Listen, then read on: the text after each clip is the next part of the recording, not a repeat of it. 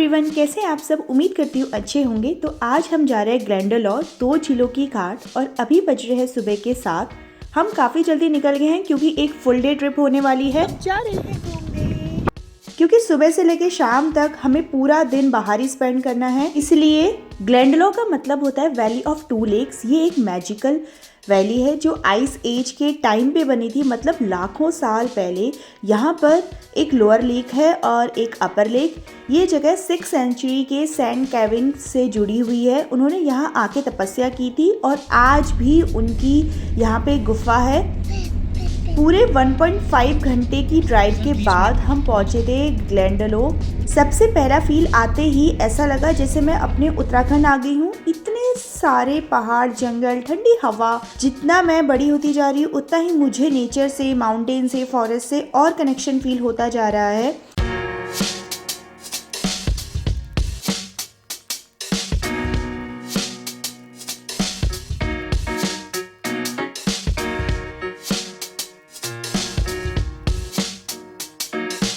अब हम स्टार्ट कर रहे हैं हमारी ट्रैकिंग। पूरा ट्रैक अप्रॉक्स 10 किलोमीटर का है। देखते हैं हम कितना कवर कर पाते हैं, क्योंकि हमारे साथ हमारी छोटी बेटी अनन्या भी है।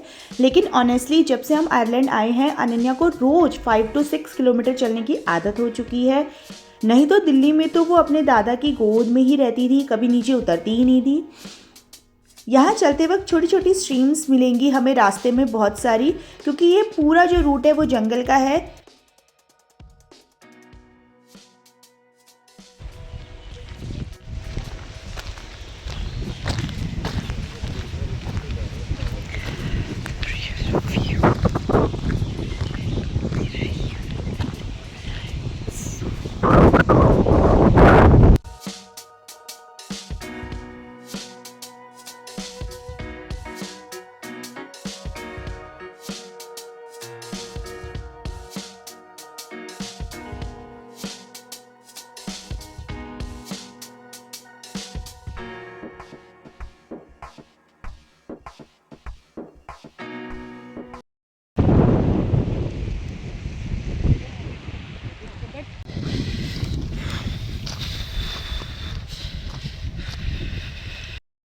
बहुत ठंडा हो रहा है, बट व्यू इतना ज़्यादा सुंदर है यार, क्या बताऊँ।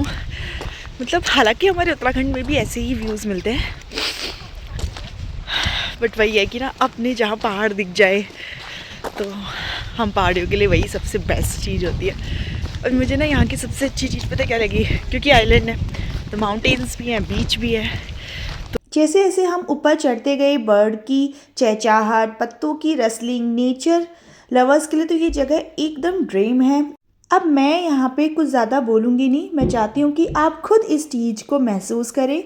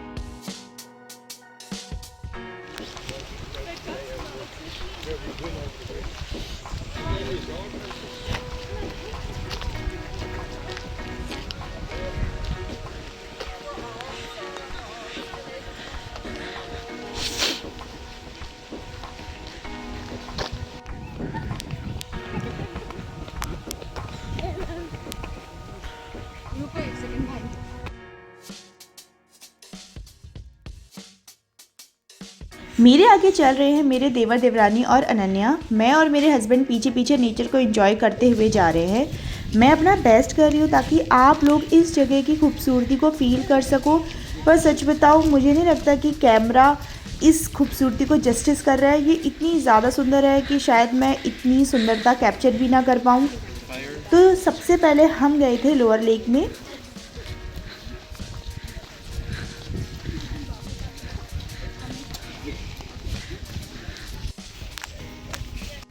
आज ही मत कराओ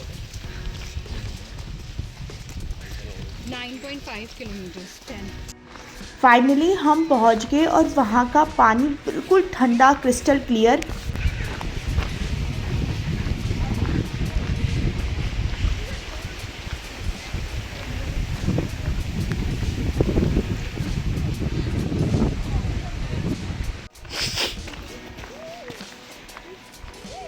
छोटी सी लेक है। वहाँ का रिफ्लेक्शन, ग्रीनरी, सराउंडिंग इतना पीसफुल था कि बस मन किया कि हम एक जगह बैठ जाए। तो हम थोड़ी देर वहीं बैठे रहे, कुछ नहीं बोले, सिर्फ देखते रहे। फिर हम आगे बढ़े अपर लेक की तरफ, जो कि यहाँ से अप्रॉक्स 2 किलोमीटर की दूरी पे है। और तभी अचानक से बारिश हो गई, और वो भी इतनी तेज। थैंकफुली देवर और देवरानी रेनकोट्स आज लेके आए हुए थे, नहीं तो यहाँ पर तो छुपने का भी कोई जगह नहीं है, क्योंकि पूरा जंगल है।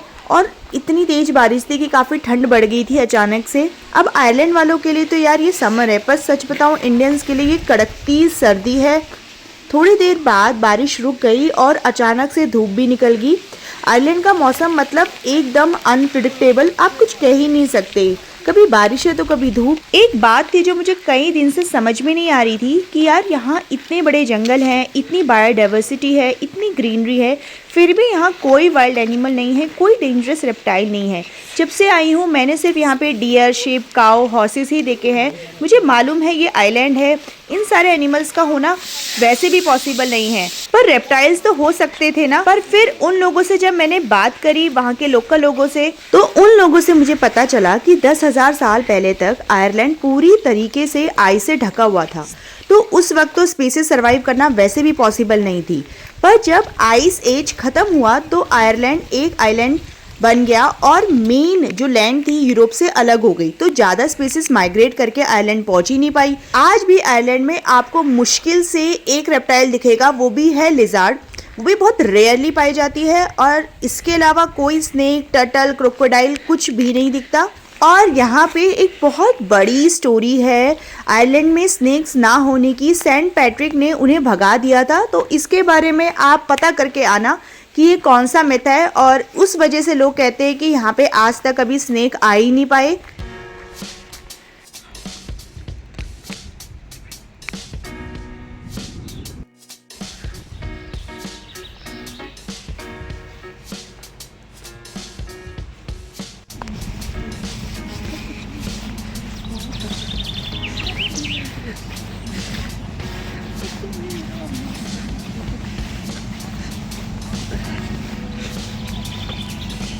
ये जगह नेचर के करीब भी है और सेफ भी। फाइनली हम अपर लेक पहुंच गए। वहाँ पे हमने 2-3 छोटी शॉपें देखी जहाँ पे कॉफ़ी और आइसक्रीम मिल रही थी। हमने 15 to 20 मिनट्स वहीं स्पेंड किए, थोड़ा रिफ़्रेश हुए, और लेक के सामने हमने पिक्चर्स और वीडियोस भी बनाई।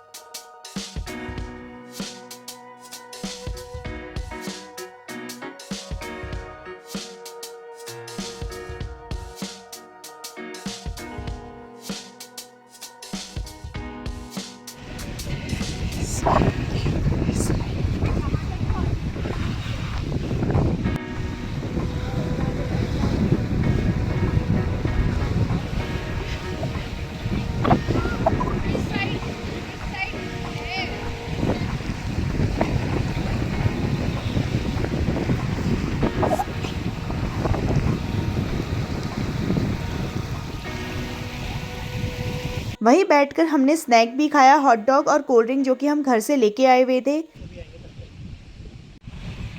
ये है यहाँ की डक, और ये ना पता है किसी से डरती भी नहीं है। मैं इनके इतने पास थी और ये फिर भी मेरे से दूर नहीं जा रही थी। यहाँ पे कोई भी जो एनिमल्स है वो आप लोगों से इतना डरता नहीं है। आप आराम से उसके पास जाइए, बैठिए, उसे टच करें। इन्हें ह्यूमन से कोई डर ही नहीं है। मुझे ये चीज़ बहुत ज़्यादा अच्छी लगी।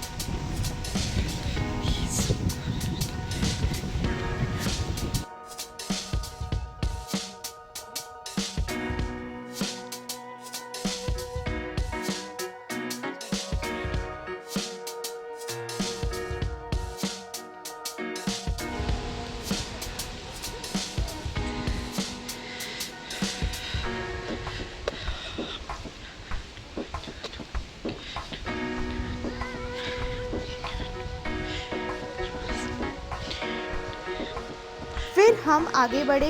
अपर लेक के बाद हमें राउंड टावर के पास जाना था। यहाँ काफ़ी पुरानी ग्रेव साइट्स भी हैं। एक मिस्ट्रिकल वाइब है, एक पुराना इतिहास और शांति दोनों एक साथ ही माई जाती है। फिर जब वहाँ से हम नीचे आ रहे थे तो हमने एक सुंदर सा रेस्टोरेंट भी देखा, पूरा वुडन आर्किटेक्चर में, ओल्ड आयरिश स्टाइल में। फिर अचानक से फिर से बारिश शुरू होगी, लेकिन हमने आज डिसाइड किया था कि हम ट्रैक पूरा ही करेंगे। फिर पास में ही जो रेस्टोरेंट मैं आप लोगों को बता रही हूँ, वहाँ पे वॉशरूम था। हम वहाँ चले गए थोड़ी देर के लिए, ताकि 10 मिनट के अंदर ये बारिश थोड़ी सी बंद हो जाए। उसके बाद हमने हमारी जर्नी कंटिन्यू करी।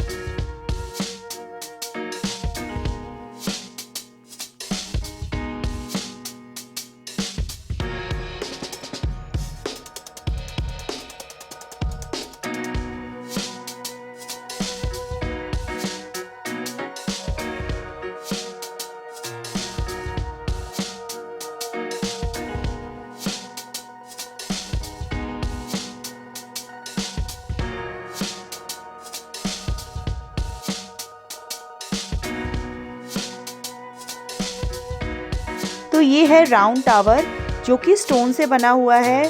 ये मॉन्क्स के द्वारा बनाया गया था 9th एंड 12th सेंचुरी के बीच में, और अभी भी ये वेल मेंटेन है। किसी भी एंगल से लग नहीं रहा है कि कहीं से भी खराब है, और आयरिश की क्रिश्चियन आर्किटेक्चर को ये दिखाता है।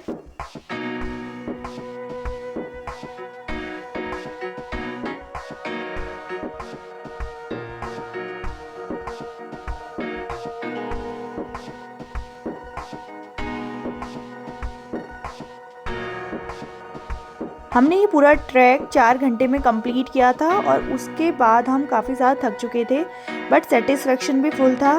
टाइम था हमारे पास थोड़ा और, तो हमने सोचा क्यों ना ब्लैक रॉक लेक चले जाए। वहाँ पर बहुत फेमस ब्लैक रॉक विलेज भी है, तो दोनों देख लेंगे। तो इसलिए यहाँ के बाद हम वहाँ निकल गए, जो कि यहाँ से लगभग 1 घंटे की दूरी पे है।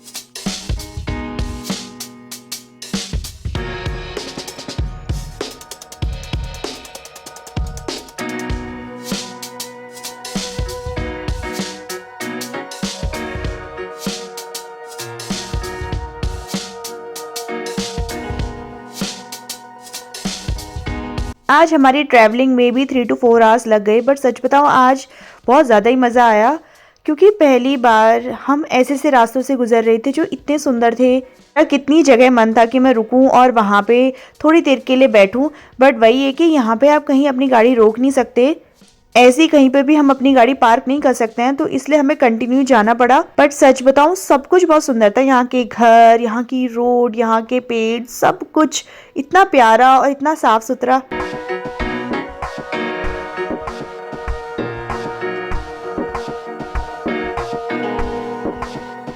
ब्लैक रॉक विलेज एक छोटी सी कोस्टल टाउन है और आयरलैंड के ईस्ट कोस्ट पे है। हमने यहाँ पर भी काफ़ी मज़े किए, 1-2 घंटे स्पेंड किए और अपना लंच हम लोगों ने यहीं पर किया। मेरी बैटरी बिल्कुल डाउन हो चुकी थी, इसलिए मैं और ज़्यादा रिकॉर्ड नहीं कर रही हूँ। आज ड्राइव पे भी हमने काफ़ी एंजॉय किया, पूरे रास्ते भर बहुत अच्छे अच्छे गाने चला के सुने और फाइनली रात के 9 बजे हम पहुँचे थे। सोचो सुबह के 7 बजे के निकले हैं और रात के 9। आज ट्रिप जितनी लंबी थी उतनी ही ज़्यादा मज़ेदार। तो मिलती हूँ अपने नेक्स्ट व्लॉग में दोस्तों। तो आज का दिन ग्लेंडालोर में काफ़ी मेमोरेबल रहा, मैं पूरी लाइफ इसको नहीं भूल पाऊँगी। और अगर आपको मेरे ब्लॉग पसंद आते हैं तो लाइक शेयर सब्सक्राइब ज़रूर करना। मिलती हूँ नेक्स्ट व्लॉग में, बाय।